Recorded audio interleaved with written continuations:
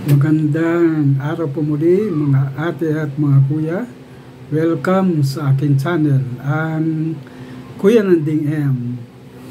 Kung kayo ay bago sa akin channel, mag-subscribe lang po at i-post yung button at magkakaroon tayo ng ugnayan.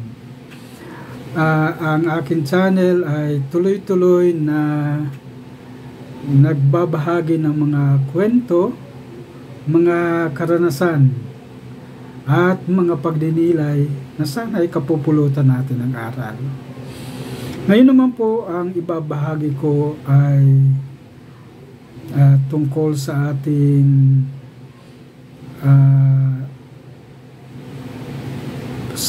salawikain na kapag may tiyaga, may nilaga. Makikita din pala ito sa sulat ni San Pablo sa mga taga-Roma.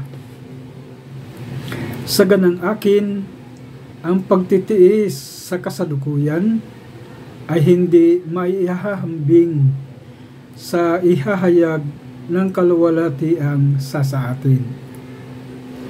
Nananabik ang sangnilikha na ihayag ng Diyos ang kanyang mga anak.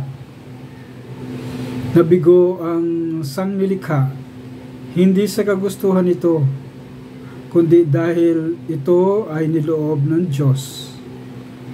Gayunpaman, may pag-asa pa, sapagkat ang sangnilikha ay palalayain sa pagkaalipin nito sa kabulukan at makakahati sa maluwalhating kalagayan ng mga anak ng Diyos. Ang salita ng Diyos. Salamat sa Diyos.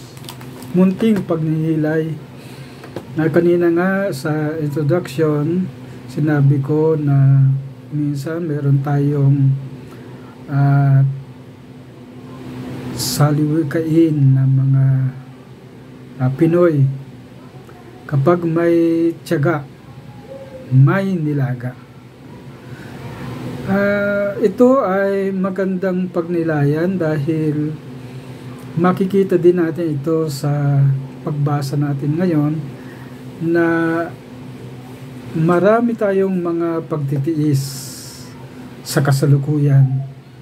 Pero may ginhawa pa tayo sa kabilang buhay. Pero ito ay usapin ng end time, no? Maganda rin pagnilayan natin ano yun namang sa kasalukuyan. Paano itong salita na ito ay magiging gabay sa ating pang-araw-araw na buhay. Katulad po namin, kami sumubok na sa mga ibang business, iba't ibang paraan ng business, kaya lang dumaan ang mga hindi natin inaasahan, pandemya na halos ang aming business ay nawala. So parang bagsak ang business sa panahong iyon. Kasi nung primero malakas ang mga delivery, mga online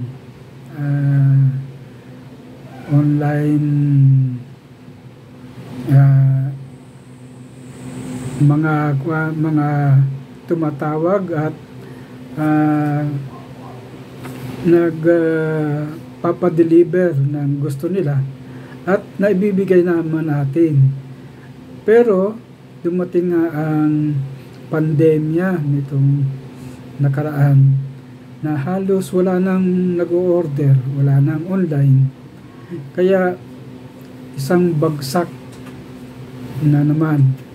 Pero sa pagtitiis natin iyon, syempre bukas tayo ng panibagong business, no? Hindi tayo tumigil at nagkaroon naman tayo ng magandang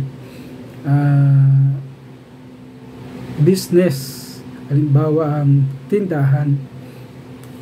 At ito ay pinag-uusapan naming mag-asawa. Ang kalakasan dito, merong pag-uusap at merong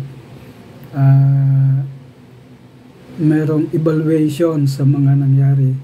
Sabi namin, hindi natin kagustuhan ang pandemya, kaya sumubok ulit tayo ng ibang pamamaraan upang tayo ay makaahon sa kahirapan, no? Siyempre, ang panibago na namang kapital ito at yun, pagbubukas ng tindahan.